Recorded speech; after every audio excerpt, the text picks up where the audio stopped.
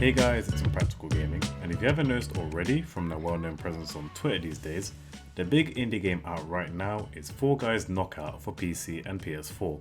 Now as you know, I love a good indie game, and I was hearing things about this being the next Rocket League. Big claim, I know. So I thought I'd check it out for myself, and I have to say, this game is so good and so addictive. I haven't willingly paid for an indie game since Donut County way back in 2018, and I thought I'd take the plunge again, and I'm glad that I did. So I want to share with you guys why I think Fall Guys is worth buying. As always, if you enjoyed the video, leave a like and subscribe if you're new because it really helps. So, let's get into it. Fall Guys is a massively multiplayer online free-for-all party game by Devolver Digital and Mediatonic that holds up to 60 people per match. The goal of the game is like any Battle Royale style game, to be the last one standing. It sounds simple enough, but the actual execution of it is a lot more difficult than you'd think. Instead of one big match, you play a series of mini-games, and if you place in the top required amount of players, you proceed to the next round. If you don't, you're eliminated and you have to start a new match. There are two types of mini-games that you can play. The solo race mini-games where you just have to get to the end, or the team mini-games where you work together to collect a certain amount of items. Both have a wide variety of different courses and games to play, with up to 20 different mini-games available. Considering there's only about 3 to 5 rounds per match, it's unlikely you have the same set of games twice, and adds a lot of replay value. But what makes these mini-games so great is the clever and interesting obstacles that stand in your way, tied in with the unforgiving controls, which I'll get to later. Sometimes it's windmills to knock you to the side, sometimes it's balls shot out of cannons, and sometimes it's massive colossal sized fruit plummeting towards you whilst on a conveyor belt. I'm certain that they took a lot of inspiration from a lot of classic TV game shows, as evidenced by when you leave a match it says leave the show, because in one of the levels called Jump Club, I'm almost certain I've seen this in Total Wipeout before.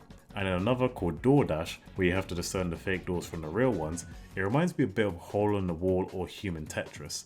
Even in a game called Hexagon, where the hexagons disappear after stepping on them, is something I've definitely played in a Minecraft mod before, and it's good to see, for me personally, a lot of game shows and modes that I've loved as a kid come together in one small package.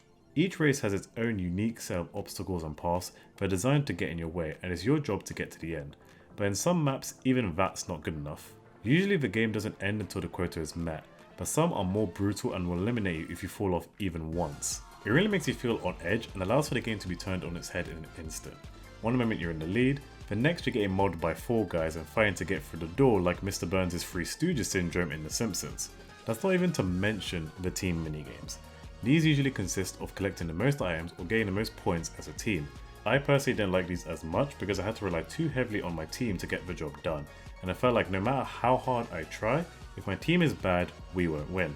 There are so many variables to think about like space, platforms, whether to play defense or offense, and things can go south very quickly. A lot of this is down to the controls, however.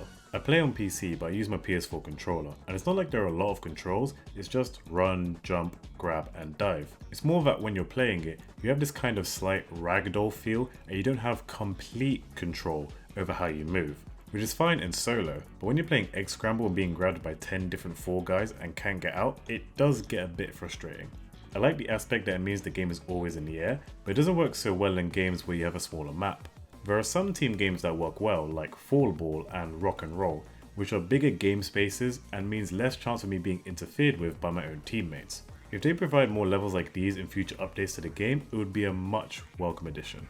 Aside from that, I have to say that visually, this game is so pleasing on the eye. The chubby pill-like 4 guys, the candy-like surroundings, along with the whimsical and upbeat game music, really sets the tone for a fun and enjoyable experience. This kind of candy light-coloured theme is persistent throughout, from the UI to the background, where you see rainbows and pink slime at the bottom of the level. It almost reminds me of Cookie Land in Mario Kart Double Dash. Just being surrounded by sweet things will put anyone in a good mood. I love the different cosmetic items you have as well, as they all seem silly and goofy and right up my alley. They range from a load of different outfits, skin patterns and colours, so you can pick the look that works best for you. Now, I wouldn't pay any money to get one, but the game has a decent leveling up and reward system, which means you don't have to if you're willing to put in the time. I can't wax lyrical enough about this game. It's a really good, fun game to play with friends or on stream, and it provides some genuine screaming moments from time to time. I hope they add more levels as time goes on because I think this is a game that could stick around for a while. They have had some serious server issues during launch week. However, as they're an indie studio, and I don't suspect they thought they would have this many players at once, it's understandable and I'm pretty sure will be a thing of the past. I don't usually advertise indie games here that you have to pay for, but for this one I'll make an exception because it's genuinely worth it. I'll be playing Fall Guys Knockout for a long time, and I hope that you guys will too. Well, that's it from me. If you enjoy, leave a like, subscribe, and make sure to leave a comment down below about what you guys thought about Fall Guys Knockout. Thanks for watching and I'll see you next time.